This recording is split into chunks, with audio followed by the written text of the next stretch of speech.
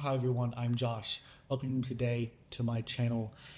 Today I wanted to give you a list of 10 must-read queer books. Now, these aren't going to be the best books of all time. I'm not saying this is the quintessential list or anything, just my personal preference based off what I've read.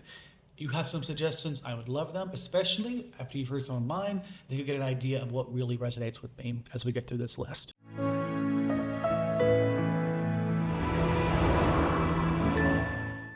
I want to be clear, the books that I'm giving will be books that in some way approach queer perspectives and make it those themes around queerness are a part of the story. They may not be, a quintessential part, like the core central focus, but they'll be at least some part of the story in a significant way. I don't want to just give stories that happen to have queer characters, but really explore no queer themes. Those are perfectly valid, but the point here is to present books that I think really one are just good, but also just give a good insight into queer identities through a range of different perspectives or a range of different approaches. Okay, so number 10, I want to talk about My Real Children by Joe Walton. And originally, I was not going to put this on this list because I don't think queerness is a quintessential part of the story. What it is basically it follows the life of this woman in two opposing realities. One where she married this man who I think proposed to her. Maybe she was pregnant. I don't remember. It's been a while since I read it. Actually, it's another reason I didn't want to put it on the list because I was like, I really should reread this, and I really want to. In another universe, she doesn't get with him, and instead she just moves on with life. And eventually, she meets a woman and realizes that she's gay or bi of some sort, and it follows her in these two realities as she just sort of goes on. Now, the reason I say this isn't strictly a queer story, because even though that's a critical part of it, more than that. It's about looking at our choices on a personal level, but also on a societal level. Because not only did she make the right decision in this one universe where she happens to be happy or where she's married to a woman, but society in general is trending towards things that just are better for society, with some conflicts that can arise. So it's like basically sort of a what-if scenario, but I came into this thinking it was going to be heavy sci-fi. It really is not. There might be hints of it at the end. I don't want to spoil it for you, like hints of it like that come to the story, but really it's more about just following this woman in the two different tracks of her life, where queerness, yes, is a part of that, and understanding what it means to be able to embrace your sexuality and to live your true self, while also looking at other themes in society and asking this question of, what are the right steps to take to make society as a whole better. And I don't think I'm doing the book really justice because I haven't read it in so long, but really I just thought it was such a really thought-provoking book, even though I was actually immensely disappointed that it wasn't, a hard sci-fi multiverse. It honestly was all the better for it because it really was very much focused on these worlds and on these characters and just letting them contrast. And so I think this is just interesting because, well, it looks at that queer identity, but also just three bigger themes at large. I think that's a recurring theme of this list here is going to be stories that integrate queerness while also looking at other ideas along with it. Up next at number 9 is going to be The Devours by Indra Das. This is effectively a werewolf story. It's in the vein of Interview with a Vampire, where this werewolf is telling his life story, being interviewed by a journalist, or I think it's a journalist, something along that lines. And much of his story is also based in India as well. The story as a whole, I don't think is very queer.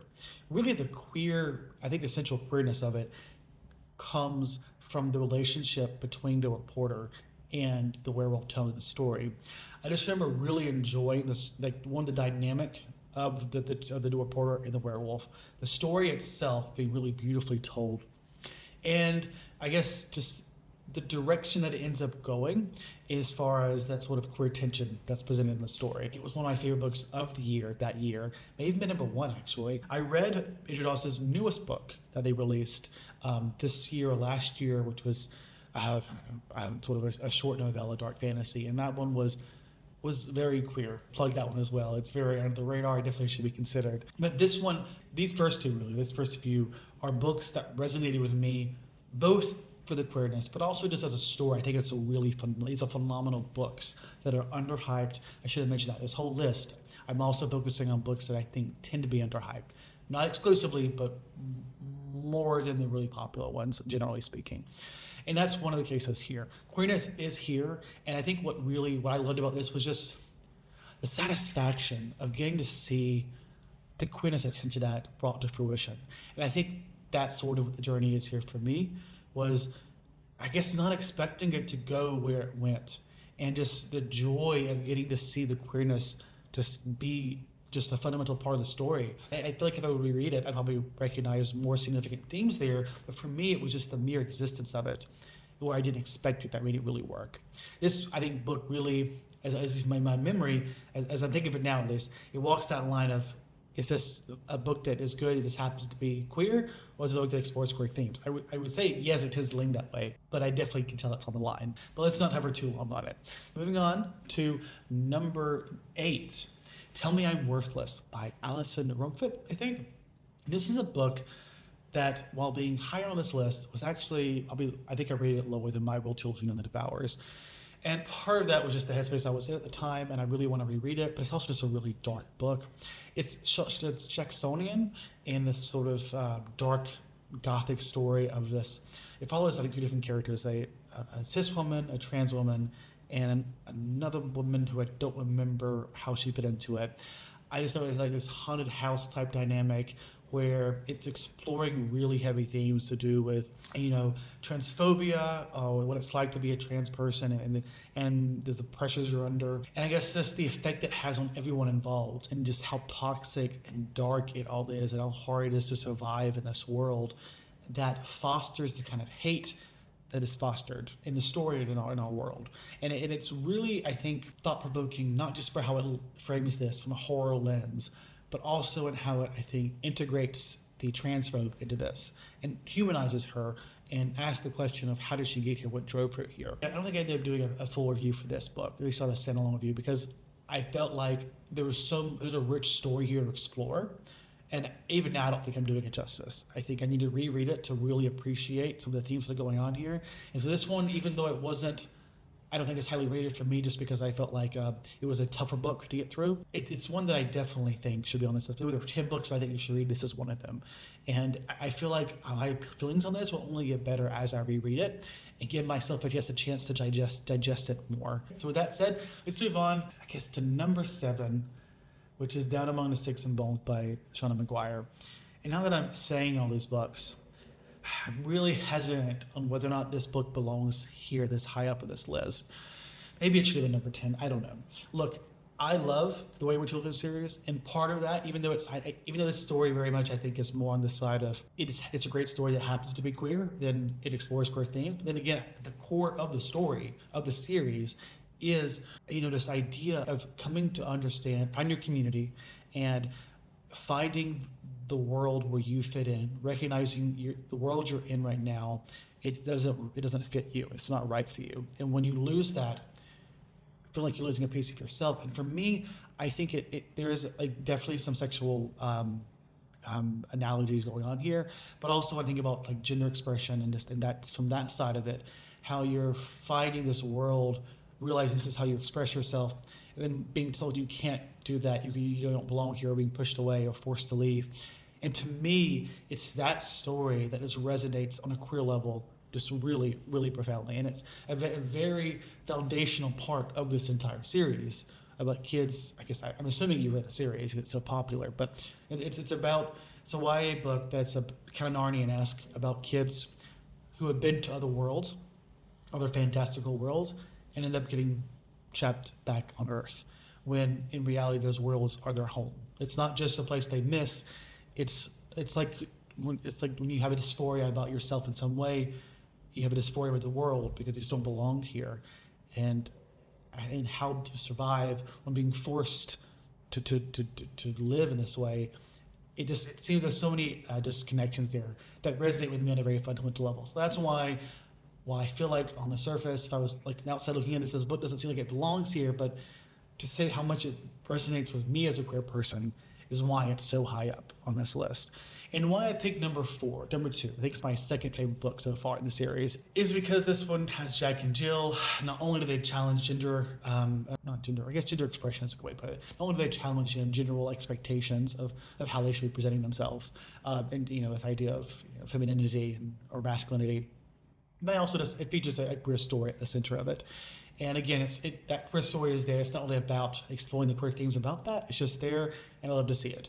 So that's why I've decided to highlight this story specifically. But really, it's the series at large that I have to recommend when it comes to those queer themes. And as a queer person, does it really resonate with me? Number 6 is going to be Two Moons: Stories by Crystal A. Smith.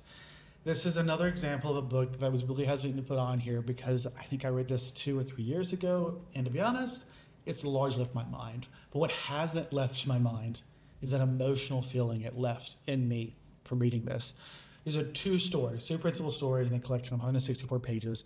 Okay, I get this really wrong. It's not 2 stories, it's actually a collection of a lot of stories. I guess the best way to describe this is that it's very queer, featuring queer love stories from a fantastical mythological lens. One story, as it's written here, follows this young woman who falls in love with the moon and gets a response, basically. The other one, What the Heart Wants, is about someone who's in despair from a lost love. Again, there's like a mythological, fantastical side to this. The reason I'm putting this here, even though I really don't think I'm prepared to talk about this, that I remember the feeling that was here.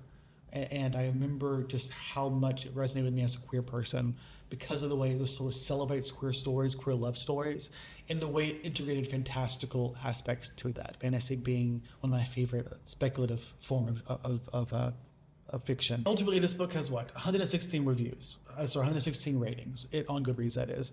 And it's just woefully underappreciated. It does not get the attention it deserves. And honestly, while talking about it, it will just get me more excited to read it again. This and My Real Children, I felt like I almost said, let me just reread them and then I'll present them next year. I was like, I don't want to do that. I want to read them now because they were books that really resonated with me on a strong level. They celebrate queerness and they do it in such a beautiful way from a book that is just woefully underappreciated. So please consider reading Two Moons Stories. Absolutely recommend. Okay, now at the top 5. Number 5, All Boys Aren't Blue by George M. Johnson.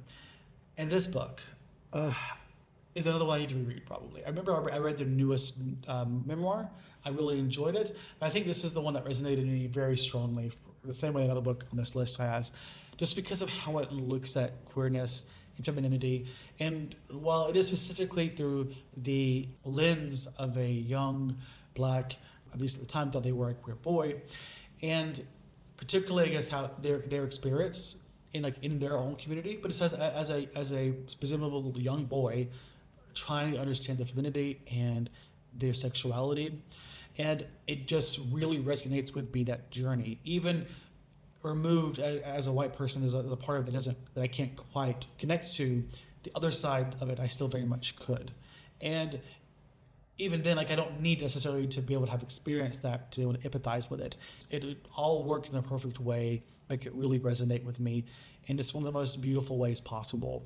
And it's stories like this where you just get to explore queerness as a young person that has worked really well for me. And I say that because there's another one on this list. It feels weird because I don't think I was particularly feminine as a kid. I mean, I did do feminine things. I remember I used to let my sister and cousin dress me up in a dress and things, and much as that seems so obvious, but I never thought of myself as an overly feminine person. And yet when I read these stories about trying to understand one's femininity, it just resonates with me on such a fundamental level. I guess it just raises questions about how I might have expressed myself if I felt more open to do so. And I guess that's the end of it. It's just a beautiful story about identity and coming to understand oneself by an amazing writer. I can't wait to read their fiction work when it eventually comes out. Okay, next up, number 4, Another Country by James Baldwin. And this is a book that really isn't about queerness. It's about so much more than just that. This is, as it stands, my favorite book by James Baldwin. It is a fairly long one that looks at a huge cast of characters.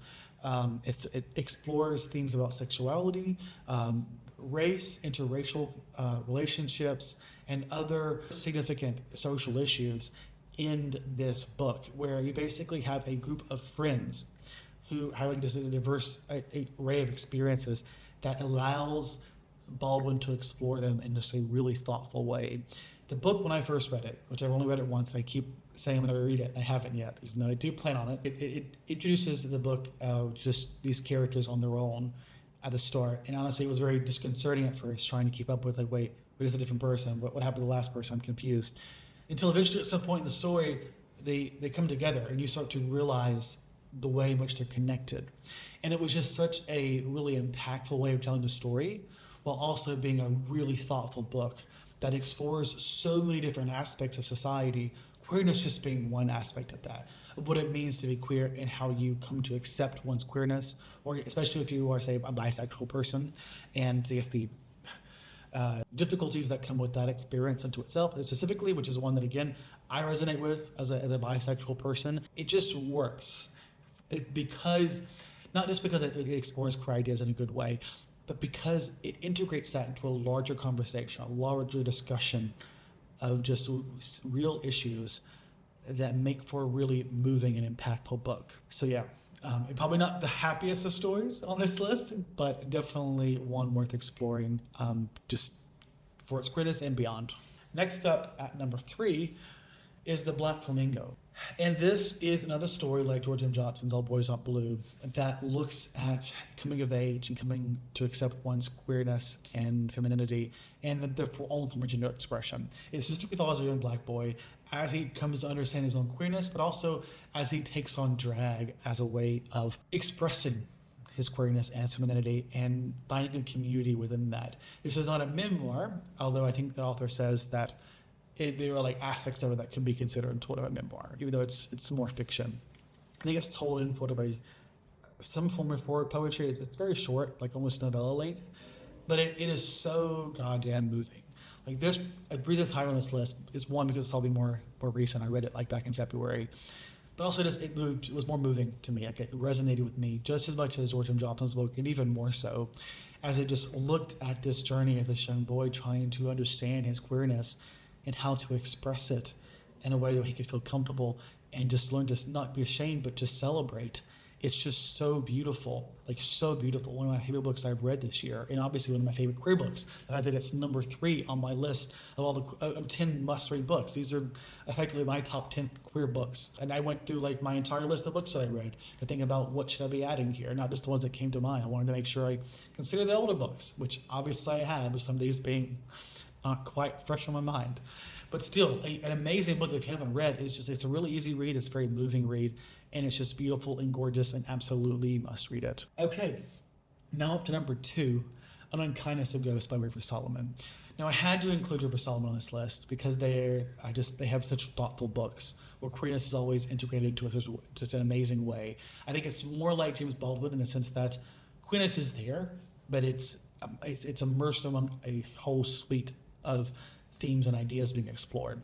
Perhaps I think it's more present than James Baldwin's books, which is probably why it's higher on this list. I like seeing the queerness more present in mind. This book is effectively a space arc story about a society that is trying to find another star system, and it follows this I think autistic-coded queer black feminine person, or generally feminine person. I say feminine person because they start to question their identity as a woman and start to present themselves as a they them. So that's one key part of the story here, being able to just see what it's like, I guess, to consider one's gender and how one, I guess, deals with that. But like that idea is of course also immersed in this space arc, where it's effectively just looking at social issues and these oppressive systems that exist in society, and the sort of, I think, cyclical nature of how some oppressive systems can act. In this case, it's like we basically have, if it's not slavery, it's definitely just explicitly racist and sexist structures going on in the system. This hierarchy that's formed inside of this closed arc. I say closed arc because it's like this arc where all you have are the people inside. There are people who will be in control and those who won't be. And it's this just a really fascinating study of what can happen to society with time and the way in which it can progress to being right back where it started in really extreme ways, in ways that just feel not just, there, they feel as if they're justified, meaning it's believable. It's easy to say, oh, what if this happened? It's another thing to say, what if this happened and this is why, and maybe this is why we might expect it to happen. And I think that is like part of why I love this book so much, not just because of how the themes explored, which I think a quintessential part of it, but because as a book unto itself, I think it works really well. I don't know if it's a 5-star rating now, but it's getting close to that the more I reread it, which I need to reread this one too, obviously. It wouldn't be on this list otherwise. But I still my favorite River Solomon book. This isn't the one I hear people talk about the most, but it's just a great sci-fi book. I think a very thoughtful one. And part of that means, integrating queer experiences, because these are real issues that exist in the world, and I just love seeing it expressed here. I think to go back to the idea of gender expression, again, that resonated with me as well, seeing that journey for this character as they start to present themselves as a they, them. And it just, on the queer side, again, I guess that is part of what worked really well for me here. Okay, and finally, number one, the big one that kept constantly changing, The Death of Vivic Joji. The Death of Vivic OG by Akwiki Emezi. The journey to get here. Originally, I almost put You Made a Full Death of Your Beauty, just because I liked the fact that it was a happier story, and it had that sort of bisexual representation that was so subtly integrated. And while I think I may like that book more, I don't know if that's true. I need to reread this one. I don't think that I can say I like that one more. This one still works for me much more, I think. Like, I appreciate that one because it's one of those books that integrates queerness in a way that doesn't make it quintessential to the story, but it's definitely there. It's a part of the dynamic of what motivates our characters and things that are happening. But I'll stop focusing on the book that's not on this list and focus instead on The Death of Vivic OG, which is a story, again, a queer man, essentially, or it's unclear, I think, whether or not they simply just prefer to express themselves in a feminine manner, whether it be through gestures or whatnot, or if they may actually be transgender. I think I've only read this book once, which immediately now is what's wrong with me. But the point is that it's the story of gender expression, of coming to understand what sexuality in one's own gender and the way in which they present that, and whether or not they are transgender or just a man who enjoys presenting themselves through a feminine lens. It still all works the same for me. This exploration of identity, of sexuality and gender. The way I say this is, when I look at my own journey, especially on BookTube and my journey of, I guess, accepting my own identity as a he, they. This book is like right there at the front of this entire process. Is this book, among others, like the books I feel like I wouldn't be where I am in my own personal journey, especially when it comes to I guess how I view my gender and gender expression, if it wasn't for the books I've been reading, which by extension means the community at large, especially the creators out there who promote queer books. Like, they have made a direct impact on my life. So I'm very grateful to all of you. And it's part of why I don't want to give up on this channel, even though I'm becoming sparser and sparser. At times it feels like, why am I putting all my time into this? And I'm just trying to enjoy it for what it is, which is why I'm here making this video. And hopefully, if there's just one person who can find some books here that they enjoy, that would be worth it. And I feel like I'm getting off the point because I'm not done with this book. This book is devastating, and it is gorgeous, and it is beautiful, and it is an absolute must-read for anyone who hasn't read it. Of all the books I recommended here, I think this is the one I would say pick up first, even though this is the most popular one. Obviously, I try to avoid books that are too popular, or the most obvious books to promote as queer books. And maybe this one still isn't quite there as being the most popular, but I know it's one of the most popular, and for good reason.